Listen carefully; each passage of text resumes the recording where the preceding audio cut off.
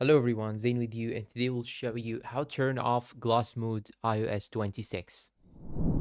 If you are annoyed with this scene right here and you wanna change the pattern of how you actually go into the user interface on iPhone, so simply stick around because I'll tell you exactly how to do so. Now there is no actually a way to turn off gloss mode, but we are going to change some settings in order to change how it looks like. So simply you want to go and open the settings, then go and open the accessibility. Then you want to go to display and text size. Once you go to display and text size, you'll have to go here and click on reduce transparency, toggle this option on, and when you go back and open any window, here you can find it like so. It is not transparent. And another thing that you can actually do is to simply hold on your home screen on any blank area. Let's say this area, for example. I'm gonna hold my tambourette. Then here you can see this option, edit option. Tap on it, then go and click on customize. Once you click on customize, here you can choose between different options. You can choose between default, dark, clear, or tinted. You can go for tinted